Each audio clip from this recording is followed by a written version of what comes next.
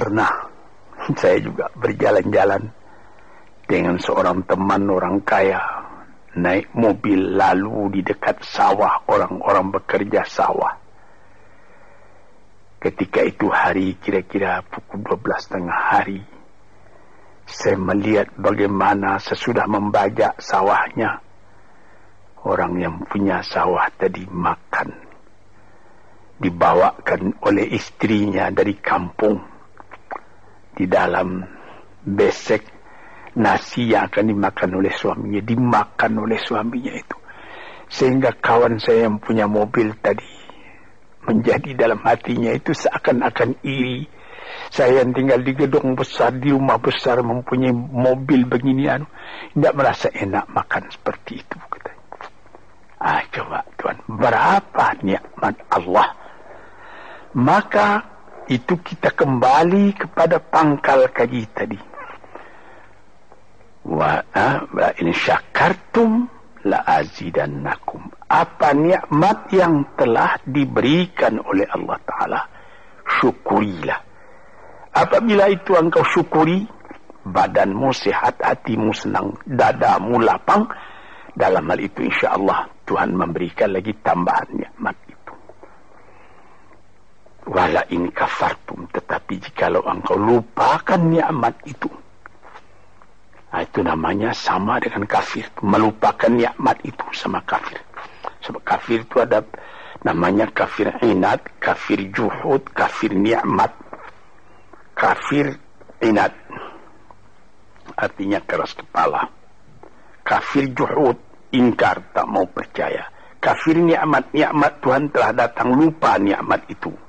Itu juga termasuk kafir namanya. Kalau kita lupakan nikmat itu, maka kita sudah meracun diri sendiri. Makan tidak enak lagi. Mengapa? Ya habis. Rumah sewa saya sudah 40 pintu banyaknya. Tapi yang di sana tidak dibayar orang, di sana itu hampir terbakar, rusak. Jadi berapa? Ada 2 rumah. Jadi yang 30 bagaimana? Lupa itu. Inilah beberapa contoh daripada orang yang memungkiri nikmat Allah. Itu juga merubah kepada rupa muka kita. Orang yang selalu tidak puas, walaupun dia punya kekayaan sudah berlimpah-limpah, tapi rasa syukurnya tidak ada, makannya pun tidak enak. Di dalam rumah tangganya pun dia menjadi selalu berungutan saja. Ketika mula-mula datang sesudah penyerahan kedaulatan pada tahun 50 datang ke Jakarta, suami istri hidup dengan sederhana, makan enak, tertawa pagi, tertawa sore, apa yang ada dimakan yang tidak sabar. Kemudian berlimpah-limpah rezeki. Rezeki datang, mulai lalai daripada Tuhan. Mulai lupa kepada nikmat. Lama-lama tidak mensyukuri nikmat. Timbul berkelahi dalam rumah. Si laki-laki tadi melihat lagi ada perempuan yang lebih muda. Dia mau kawin lagi, ribut lagi dengan yang tua, macam-macam. Nampak sebagaimana saya katakan tadi, nampak oleh orang luar, orang ini senang ini. Tapi di dalam rumahnya sendiri neraka, dibikinnya sendiri neraka itu karena dia tidak mensyukuri nikmat. Dia bikin sendiri neraka itu sebab dia tidak sabar ketika percobaan datang. Di sinilah tuan-tuan pendengar kaset yang saya cintai. Saya katakan di dalam agama kita disuruh qanaah. Apa?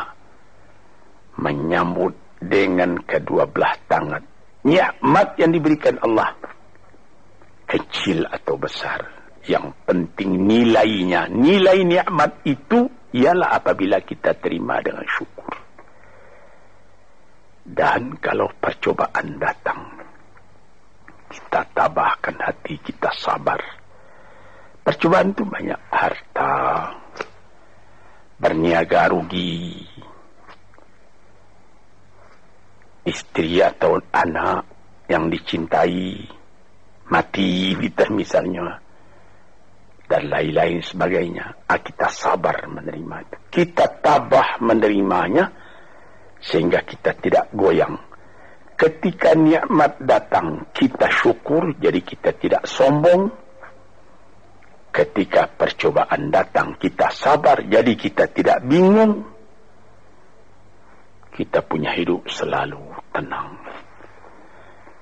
Di dalam ilmu tasawuf disebutnya bahwa antara syukur dengan sabar itu adalah seperti sayap. Sayap sebelah kanan syukur, sayap sebelah kiri sabar. Kalau patah salah satu dari dua sayap itu, kita jatuh, tidak bisa kuat lagi. Jadi sebagaimana kapal terbang juga mempunyai dua sayap. Kalau patah satu, lebih baik lekas berhenti, jangan berlayar lagi, nanti bahaya besar jatuh, membawa jatuh kita. Para pendengar, disinilah yang jadi tiang dari kehidupan kita, sehingga menjadi kita normal. Sebagaimana pernah juga saya katakan, kerusakan atau seperti radio korsleting yang terjadi antara sabar dan syukur ini bisa jadi penyakit. Mulanya penyakit batin, kemudian menjadi penyakit badan.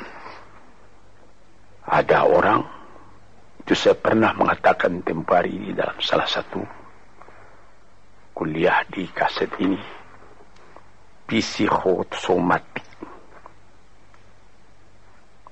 Dilihat penyakit, diperiksa, dianalisa oleh dokter, asalnya dari kecewa.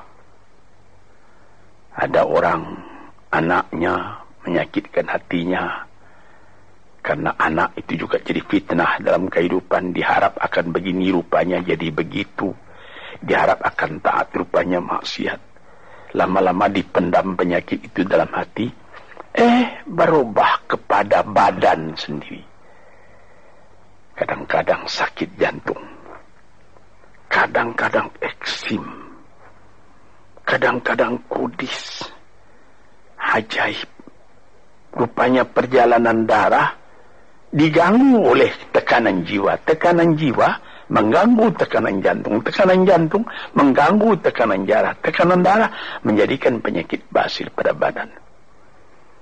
Sebab itu maka dikatakan, barang siapa waman a'rada an dzikri fa innalahu ma'isyatan dhanka. Barang siapa yang menolak peringatanku, dia punya hidup nanti akan sengsara.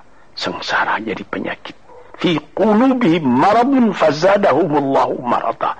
Dalam hatinya ada penyakit, ditambah lagi oleh Tuhan dengan penyakit lain. Diperiksa oleh dokter, badanmu tidak sakit, ini pikiranmu yang sakit. Macam-macam.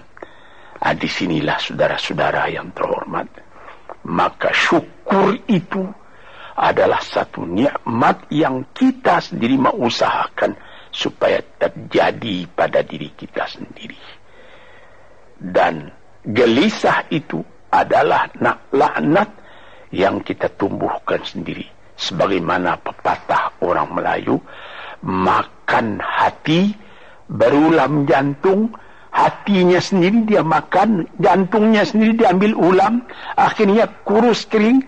Pikiran pun jadi tertumbuk, cahaya mata pun menjadi muram, hati gelisah, kepercayaan kepada Allah tidak ada lagi, kepada hidup pun tidak ada lagi. Na'udzubillahi min dzalik. Para pendengar, peminat kaset-kaset ini, saya serukan, gembirakan hati, kuatkan iman kepada Allah, syukuri segala nikmat, sabar kalau datang percobaan. Insya Allah kita akan tetap teguh hidup, selamat dunia dan akhirat. Sekian saja dulu, insya Allah lain hari kita sambung lagi.